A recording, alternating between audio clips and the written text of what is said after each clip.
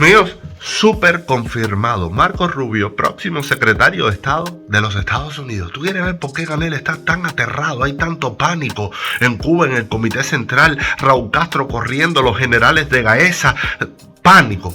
Ahora mismo es lo que está ocurriendo en el poder interno de la cúpula cubana. Bueno, señores, vamos a recordar estas palabras de Marco Rubio a raíz del 11J para que lo entiendan todo. Because the fundamental question being put to us is, so the people of Cuba are suffering. The people of Cuba are going through a difficult economic time. I would argue that they've done so for 62 years. Why don't we get rid of the embargo? It would make life easier for them. And I want to address it. I want to address it especially to those that are not as familiar with this issue. First of all, let me begin by saying there are no American ships blockading Cuba, surrounding the island of Cuba. In fact, Cuba, frankly, does not have an embargo in the way people think. Cuba trades with the whole world.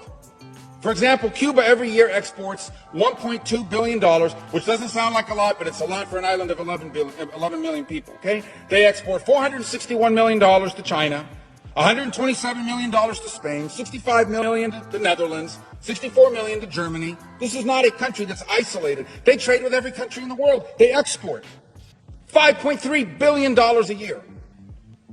With Spain alone, they import, $1 billion from Spain. Another $790 million from China, $327 million from Italy, $285 million from Canada and from Russia. So they import over $5 billion, they export over $1.2 billion. Cuba is not isolated. They trade with every country. This regime trades with virtually every country on the planet. You know who else they trade with? The United States of America. Cuba trades with the United States of America. They import almost $280 million a year, almost as much as they do with Canada and Russia. And no one accuses Canada and Russia of having a blockade on Cuba. 66% of the chicken that's eaten in Cuba, which is the staple protein in Cuba, comes from the United States. Half their soybeans come from the United States. There is only one blockade in Cuba, and it is the blockade that this regime has imposed on its people. Now, yesterday, the president announced, or the White House announced, they're going to stand up some remittances group to try to figure out how do we make it easier for relatives to send money to their relatives on the island of Cuba. Well, that work group's going to not have a long time to meet. They're not going to have to meet for very long because U.S. law allows that now. It is not illegal to send money to your relatives in Cuba. The only thing that's prohibited is you can't send the money through this bank that the Cuban military set up in Panama. That's the only thing that's prohibited. And to the extent money can't reach the people of Cuba is because they refuse to allow anyone other than that bank to do these remittances. And by the way, they prohibited depositing dollars. Here's how it works for them. You send your relative $100, they take 10% of it, then they take the dollars, they don't let them deposit it, they pocket the dollars, and they give them this worthless Cuban currency. So they have the dollars, so they can buy things for themselves and on the global market. So the blockade, to the extent that there's something that's preventing remittances directly to the Cuban people, it's not U.S. policy, it's regime policy. They're the ones that need a work group. How about this argument that there's a blockade on travel? If only more American tourists could go to Cuba. By the way, Cuba's already filled with Canadian tourists and Italian tourists that enjoy five-star accommodations. And I'll be frank, many of them go there, these sick, disgusting men that go there to hook up with a 16 or 17-year-old girl. But that said, they talk about travel to Cuba. Well, let me tell you something. Travel's allowed now. An American can go to Cuba. You just can't stay at a military-owned hotel or eat at a military-owned restaurant or shop at a military-owned store. You can stay at the private homes of people that rent them out on Airbnb. You can do that.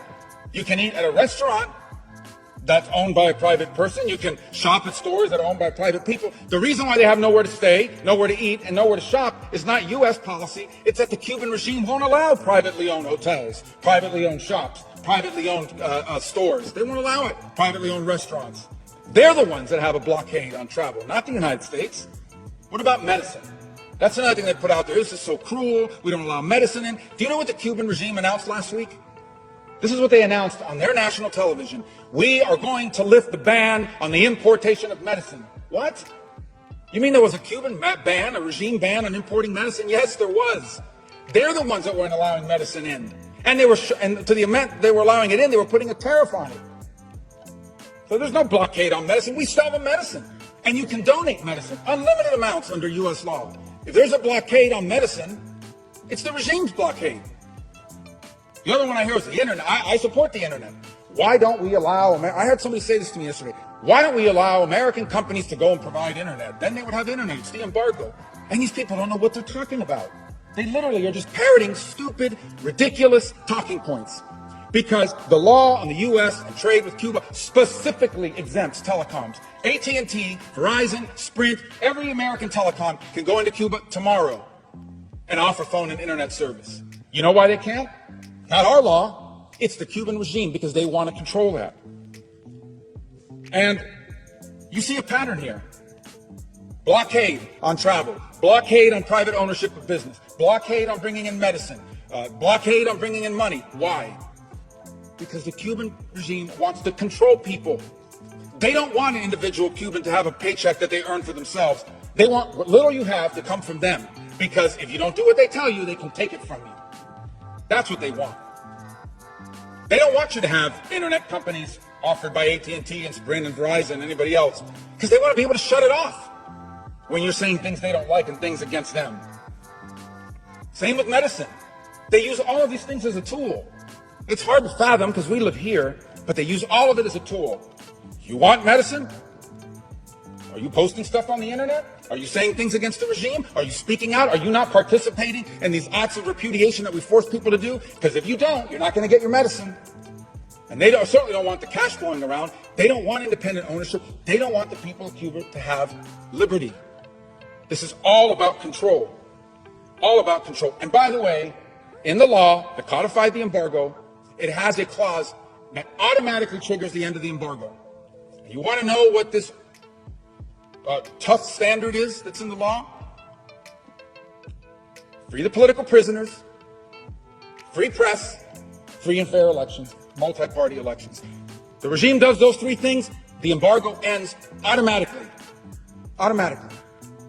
There is no embargo on Cuba. There is an embargo on the Cuban regime, an embargo on the companies they own. Because what they wanted to do is they wanted to take the Obama opening, funnel all that money through their companies.